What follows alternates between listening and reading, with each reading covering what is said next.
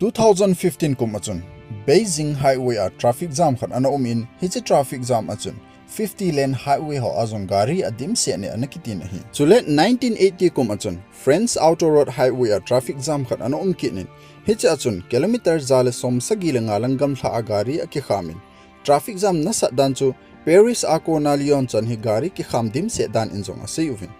hichi keu chu hilo in gam chom Brazil Germany USA ho azong traffic jam na sata hi khatve vele a umji in hichi traffic jam na sata ho su hlam na dinga chu ni somle ni lang chan lu jong a umi akitin hi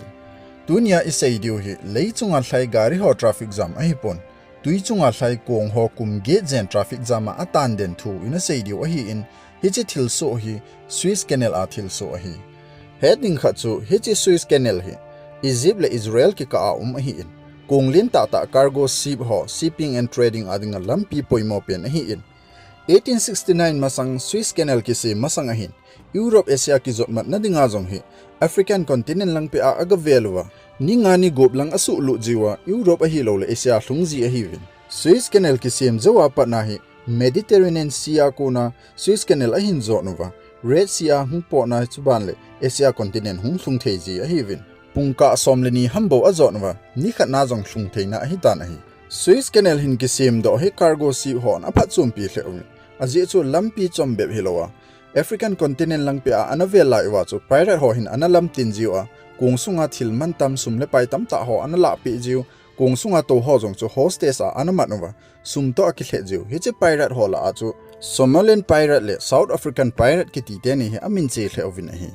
to hichi Suez Canal a chu traffic jam ipiti hung ki parham ana sei taw hite 1967 kuma 5 June ni jingka mata ahin cargo ship somlenga lang hi Mediterranean Sea kuna Suez Canal lang zone in hung ovin hichi lai ajun Egypt le Israel ki ka hi boina lenta ana in me ma khu ivet na hi le asan ki kaina chan khu Israel te boundary Egypt le Israel ki khetna boundary a hi in Israel akuna Suez Canal ki ka ho kilometer zani a gamtha a hi in amani ki ka agam neu cha amhu Sinai Peninsula akitin hi hichini achun Israel ten Egypt te chu surprise attack a ball ovin nasata in ki dona ta na hile Egypt te chun koima alu le apo lo na ding in Suez Canal chu alang in a kha tawin hi ni phabeb zo in Israel ten Egypt te gam Sinai Peninsula ki ti jong chu ala pi tawin ato pha tawin hi le Israel le Egypt ki ka boundary chu Suez Canal chu hi ta na hi chu phanin Egypt te chun Suez Canal ko na Israel te hung thelo no diu akiven na dinguwa Suez Canal tuila a chu bom tam ta akam dim se tawin chule Suez Canal chu alanga ki kha hi ta ja chu alai lung ta a Great Bitter Lake ki timun a chu kung som lenga chu atang den tawin hi langkhat na Red Sea lang hi hen Mediterranean Sea lang hi jong le cargo ship ho chu koima hi chi Suez Canal zone the lo phan win atang den gam tawin chule hi chi gam te ni Israel le Egypt ki do ja chu gam chomin jong ha sat na tu tawin aji chu cargo ship ho hung po thelo phana fritzer so jong asang hle ta na hi Israel le Egypt boina chu ni khatni ni a hi lo le thakhat thlani ho a ki chai ding thil a hi lo phanin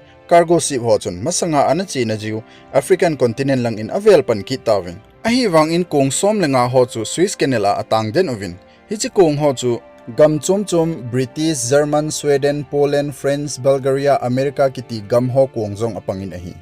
agama a kong tang den ho chun kung sunga to mi ho chu thlo do theidan dan in a thlo do ovin kung ve colding maintenance ading in kung khana chu mi som adal tha ovin chule hi chi mi som ho jong chu ni thum ni li zo le aki khel ji ovin hi hiti chun phat ong so deu phat nin kung sunga ho si chu aki ho to ovin Germany te kung achun Sunday si le ki khopna ding church khat agong ovin Bulgaria te kung achun movie theater khat agong ovin Sweden te kung achun Pool party khat agong ovin chule British te kong achun football aki chemji ovin hi hichibo chu hilo in konga tang den mi ho chun atan den na munwa chu Olympic game khat jong abol ovin hichi Olympic game chu Bitter Lake Olympic 1968 ati ovin hi aboi ta kha chu ama ho hi neutral ta koima pan pi chom nei lowa hi je owa hi Israel hi henlang Egypt hi jong le ne ding cha ding gapi koima povin hi ni le tha che dung zu in gal hung ki chai in tin in lang ki che tan te ti kinep na nei ta lai ta ovin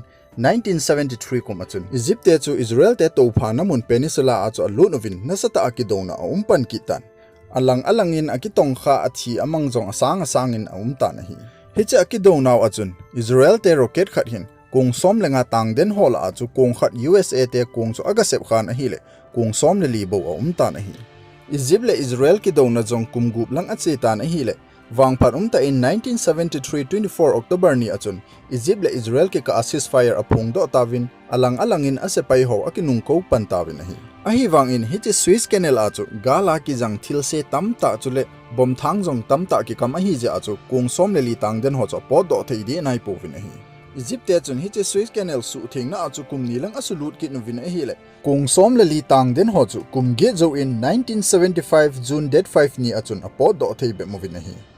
hitabang traffic jam chu ama ho masanga jong an khapun ama ho zo wa jong khaki tapun chule hi chi traffic jam chu van noi le se na traffic jam short pe na ki heta na hi langkhana Israel le Egypt te relation jong a hoi hle ta na hi le Israel ten an to phau Sinai Peninsula jong chu Egypt te anung pe ki tawin hi hichan a hin a ki chai tai